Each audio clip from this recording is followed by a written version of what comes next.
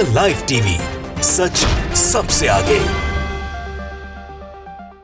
नमस्कार, the live TV देख रहे हैं आप। आपके साथ मैं हूं आदित्य कुमार। बीजेपी वाले पूरे देश पे अपना कंट्रोल चाहते हैं, हर जगह अपने हिसाब से सब कुछ करना चाहते हैं, और जब इनके हिसाब से कुछ नहीं होता तो फिर बौखला जाते हैं, सुप्रीम कोर्ट तक को धमकी देने लगते हैं। जी हां, सही सुन रहे हैं आप। मोदी के एक मंत्री ने सुप्रीम कोर्ट को नसीहत दी है, या कहिए धमकी दी है। ऐसा क्यों कहा है यह हम आपको बताएंगे, और क्या कहा है यह भी अब आपको बताएंगे। दरअसल सुप्रीम कोर्ट ने सीधे तौर पर राजद्रोह के मामले के राजद्रोह कानून पर सीधे तौर पर रोक लगा दी, और स्पष्ट कर दिया है कि जब तक पुनर्विचार होगा इस धारा के तहत कोई नया मामला दर्ज नहीं किया जा सकता। इस पर जो मोदी के मंत्री किरण रिजिजू हैं वो परेशान हो गए।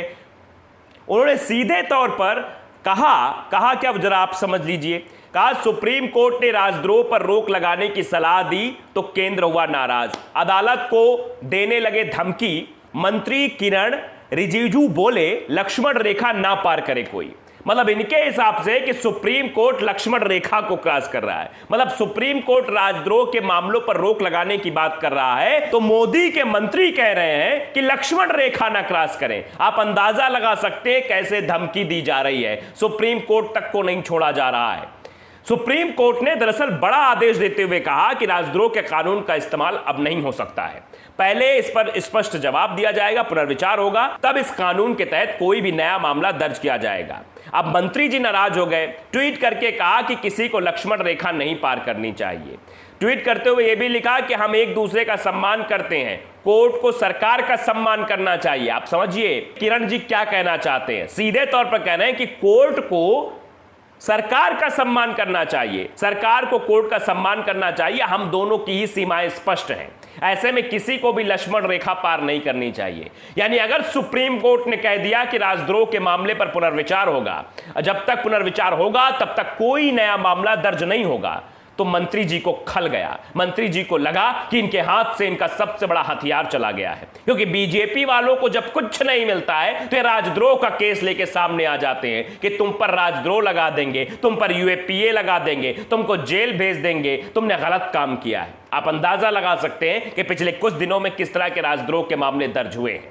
लेकिन अब जब बीजेपी के हाथ से सुप्रीम कोर्ट ने हथियार छीन लिया तो बीजेपी वाले बौखलाए हुए हैं। इनको समझ नहीं आ रहा है कि क्या करें। इनको दिन में तारे दिखा दिए सुप्रीम कोर्ट ने। सुप्रीम कोर्ट ने साफ कर दिया कि देशद्रोह का मामला, अब नया मामला दर्ज नहीं होगा जब तक कि इस पर पूरा पुनर्विचार नहीं हो जाएगा। इसके साथ ही साथ रिजिजू साहब ने एक और बात कही है, वो राहुल गांधी पर हमलावर हो गए। उन्होंने कहा कि सुप्रीम कोर्ट के आदेश के बाद राहुल गांधी ने कहा था कि सच बोलना देशभक्ति है, देशद्रोह नहीं। सच कहना देश प्रेम है, देशद्रोह नहीं। सच सुनना राजधर्म है, सच कुचलना राजहट है।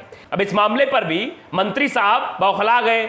उनकी नजरों में अगर किसी पार्टी ने सबसे ज्यादा आजादी का विरोध किया हो, जिसने लोकतंत्र का विरोध किया, वो कांग्रेस है। आप समझिए कि आजादी आज कौन छीन रहा है, आज कौन अजान पर रोक लगा रहा है, आज कौन इस तरह की चीजें कर रहा है, ये सब आपको पता है। कौन मुसलमानों को प्रताड़ित कर रहा है, सब आपको पता है। लेकिन ये कहा जा रहा है कि कांग्रेस ने विरोध किया।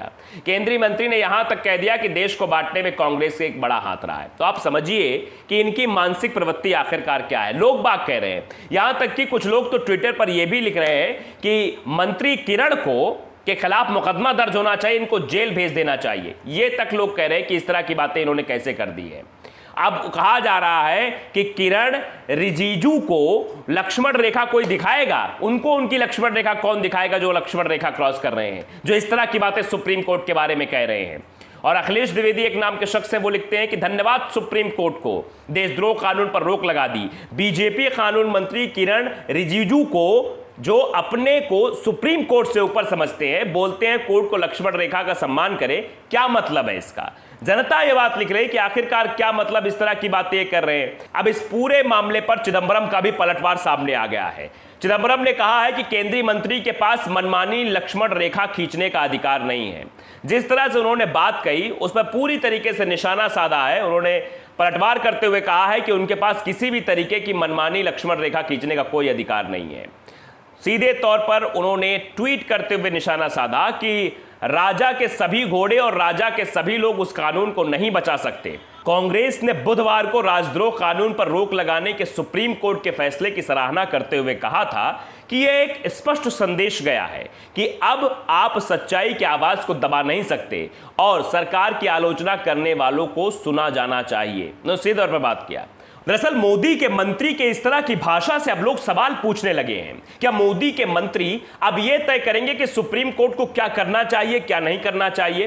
क्या मोदी के मंत्री अब लक्ष्मण रेखा खींचेंगे कि लक्ष्मण रेखा खींच दी गई है, या फिर यह कह दिया जाए कि वो किरण जी की लेखा है, किरण जी की वो रेखा है, किरण जी की रेखा कोई क्रॉस ना करे। अगर किसी ने क्रॉस कर दिया तो दिक्कत हो जाएगी। नाम भले ही लक्ष्मण रेखा कहा गया है, लेकिन असल में या तो वो बीजेपी मंत्री की रेखा है या फिर वो रेखा है बीजेपी की, या फिर बड़े लोगों ने कहा है कि जाओ ऐसा बोल के आओ कि सुप्रीम कोर्ट अपने दायरे में रहे, सुप्रीम कोर्ट ज्यादा ना बोले। अब आप समझिए, अगर सुप्रीम कोर्ट को धमकी के लहजे में बात कही जाएगी तो आप अंदाजा लगा सकते हैं कि सरकार कितनी बड़ी हो गई है, सरकार कितनी बड़ी तानाशाह हो गई है, जो हर काम अपने हिसाब से करवाना चाहती है। उसका हर जगह कंट्रोल होना चाहिए। सुप्रीम कोर्ट को भी अपने कंट्रोल में करने की कोशिश है ये, क्योंकि जिस तरह के मामले सामने आ रहे हैं और जिस तरह से सुप्रीम कोर्ट ने सीधे तौर पर कहा है कि राजद्रोह के मामलों पर अब हम सुनवाई करेंगे, इस पर पूरी तरीके से जब शोध हो जाएगा, चीजें हो जाएंगी, तब इस पर हम एक्शन लिया जाएगा।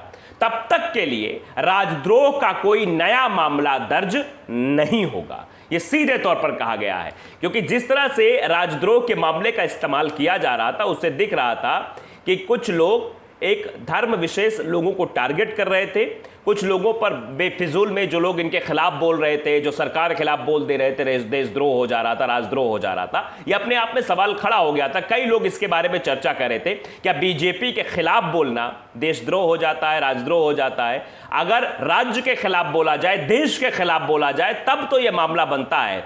लेकिन अगर किसी पार्टी के खिलाफ बोला जाए, किसी नेता के खिलाफ बोला जाए, तो राजद्रोह कैसे हो सकता है? यह अपने आप में बड़ा सवाल बना हुआ था। और राजद्रोह का केस उन्हीं के ऊपर लगाया जा रहा था जो कि नेताओं के ऊपर बोल रहे थे, पार्टी के ऊपर हमलावर हो रहे थे। तो अब यह बात आप समझ सकते हैं साफ तौर पर। तो इसी बात को लेकर साफ तौर पर कहा गया है कि राजद्रोह यानी कि 124A के तहत कोई नया मामला अब दर्ज नहीं किया जाएगा, इस पर पुनर्विचार किया जाएगा।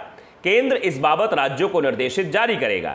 साथ ही कोर्ट ने कहा कि जो लंबित मामले हैं उन पर यथास्थिति रखी जाए, यानी जो पुराने मामले राजद्रोह के चल रहे हैं उन पर स्टे लगा दिया है सुप्रीम कोर्ट ने, और आगे कहा कि कोई नया मामला नहीं होगा इस पर जब तक पुनर्विचार पूरी तरीके से नहीं हो जाएगा। इसी बात को लेकर बीजेपी वाले बड़े परेशान हैं और इसीलिए बीजेपी के मंत्री साहब सामने आ गए और बौखलाहट दिखाने लगे। तो द लाइव टीवी अगर आपने सब्सक्राइब नहीं किया, सब्सक्राइब जरूर करिए, बेल आइकन दबाइए ताकि सच खबर आप तक पहुंचती रहे। नमस्कार। द लाइव टीवी, सच सबसे आगे।